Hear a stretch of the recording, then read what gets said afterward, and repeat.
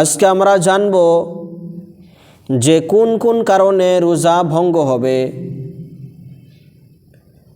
এবং কোন কোন কারণে রোজা ভঙ্গ হবে না। নাহমাদুহু ওয়া নুসাল্লি আলা রাসূলিহিল কারীম, আম্মা বা'দ। ফাআউযু বিল্লাহি মিনাশ শাইতানির রাজীম। বিসমিল্লাহির রহমানির রহিম। ইয়া আইয়ুহাল্লাযীনা আমানু কুতিবা আলাইকুমুস সিয়াম কামা কুতিবা আলাল্লাযীনা মিন ক্বাবলিকুম লাআল্লাকুম তাত্তাকুন। সাদাকাল্লাহুল আযীম। وقال رسول الله صلى الله عليه وسلم من صام رمضان إيمانا واحتسابا غفر له ما تقدم من ذنبه। প্রিয় ভাই বন্ধু সকল, আজকে আমরা জানব যে কোন কোন কারণে রোজা ভঙ্গ হবে এবং কোন কোন কারণে রোজা ভঙ্গ হবে না। তো প্রথমে আমরা জানব যে কোন কোন কারণে রোজা ভঙ্গ হয়ে যাবে। সেখান থেকে প্রথম হচ্ছে, কোনো মানুষ যদি রোজার অবস্থায় নিজের বিবির সঙ্গে সহবাস করেন তাহলে সে মানুষের রোজা ভঙ্গ হয়ে যাবে। এবং 2 নম্বর হচ্ছে, কোনো মানুষ যদি রোজার অবস্থায় কানের মধ্যে তেল বা ঔষধ ডালেন তাহলে সে মানুষের রোজা ভঙ্গ হয়ে যাবে। এবং 3 নম্বর হচ্ছে, কোনো মানুষ যদি রোজার অবস্থায় নিজের বিবির সঙ্গে হাসি মজাক করেন, তাহাকে চুমো খান, আর তার কারণে সে মানুষের বীর্য বাহির হয়ে যায় তাহলে সে মানুষের রোজা ভঙ্গ হয়ে যাবে। এবং 4 নম্বর হচ্ছে, কোনো মানুষ যদি ইফতারের টাইমের আগে এটা ভেবেছে যে মনে কয় টাইম হয়ে গিয়েছে, বা মোবাইলের মধ্যে রেডিওর মধ্যে আজান শুনেছে আর সে মানুষ আগেই ইফতার করে নিয়েছে, কিন্তু এখনও ইফতারের সময় বাকি রয়েছে, তো সে মানুষ ইফতারের সময়ের আগে কিছু খাওয়ার কারণে সে মানুষের রোজা ভঙ্গ হয়ে যাবে। এবং 5 নম্বর হচ্ছে, কোনো মানুষ যদি রোজার অবস্থায় বিড়ি সিগারেট টানেন সে মানুষের রোজা ভঙ্গ হয়ে যাবে। এবং 6 নম্বর হচ্ছে, কোনো মানুষ যদি জেনে বুঝে কোনো ধুমা নাকের মধ্যে বা মুখের মধ্যে নেন তাহলে সে মানুষের রোজা ভঙ্গ হয়ে যাবে। এবং 7 নম্বর হচ্ছে, কোনো মানুষ যদি রোজার অবস্থায় জেনে বুঝে কোনো কিছু খান তাহলে সে মানুষের রোজা ভঙ্গ হয়ে যাবে।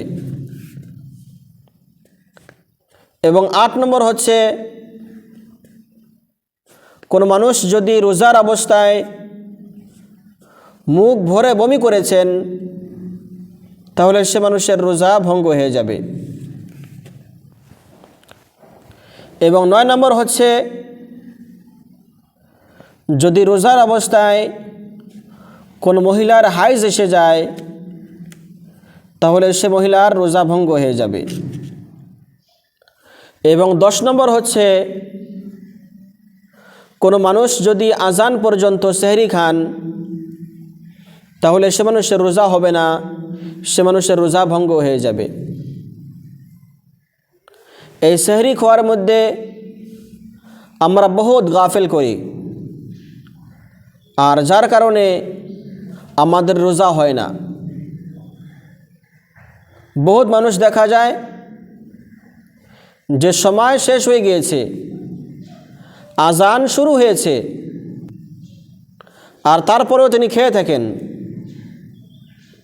তো সময় শেষ হওয়ার পর, আজান শুরু হওয়ার পর যদি কোনো মানুষ খানা খান, তাহলে সে মানুষের রোজা হবে না, সে মানুষের রোজা বেকার হয়ে যাবে। এজন্য সময় শেষ হওয়ার আগে, আজান শুরু হওয়ার আগে আগে আমরা সেহরি খাওয়ার থেকে ফারিগ হয়ে যেতাম। এবং 11 নম্বর হচ্ছে, যদি কোনো মানুষ রোজার অবস্থায় কোলগেট দিয়া, মাজন দিয়া বা কোনো পাউডার দিয়া ব্রাশ করেন, আর সেই কোলগেটের, সেই মাজনের বা সেই পাউডারের স্বাদ কোনো বস্তু হলকের মধ্যে বা পেটের মধ্যে চলে যান, তাহলে সে মানুষের রোজা ভঙ্গ হয়ে যাবে। আর যদি সেই কোলগেটের, সেই মাজনের, সেই পাউডারের স্বাদ বা কোনো বস্তু হলকের মধ্যে এবং পেটের মধ্যে যায় না, তবুও কোলগেট দিয়া, মাজন দিয়া, পাউডার দিয়া ব্রাশ করা হচ্ছে মুকরুহ। এজন্য আমরা রোজার অবস্থায় আমরা ব্রাশ করতাম না, আমরা রোজার অবস্থায় মেসওয়াক করব। আর যদি ব্রাশ করতে চান তাহলে সেহরি খাওয়ার আগে, আর না হলে ইফতার করার পর আমরা ব্রাশ করব। এবং 12 নম্বর হচ্ছে, যদি কোনো মানুষের রোজার অবস্থায় নিজের মুখের হেরা দিয়া, নিজের ওট দিয়া রক্ত বাহির হয়েছে, আর সেই রক্ত মানুষের পেটের মধ্যে চলে গিয়েছে, এবং মানুষের থুতু আর রক্তর মধ্যে যদি রক্ত বেশি হয়ে যায়, তাহলে সে মানুষের রোজা ভঙ্গ হয়ে যাবে। কিন্তু শুধু রক্ত বাহির হওয়ার কারণে রোজা ভঙ্গ হবে না। বহুত মানুষ বলেন যে রোজার অবস্থায় যদি শরীর থেকে রক্ত বাহির হয়ে যায় তাহলে রোজা ভঙ্গ হয়ে যায়। প্রিয় ভাই বন্ধু সকল, শরীর থেকে রক্ত বাহির হওয়ার কারণে রোজা ভঙ্গ হবে না। প্রিয় ভাই বন্ধু সকল, এই সব ছিল রোজা ভঙ্গ হওয়ার কারণ। যদি আপনাদের আরও কোনো প্রশ্ন থাকে তাহলে নিশ্চয় আপনারা কমেন্ট করে জানাবেন, ইনশাআল্লাহ তার জবাব দেওয়া হবে।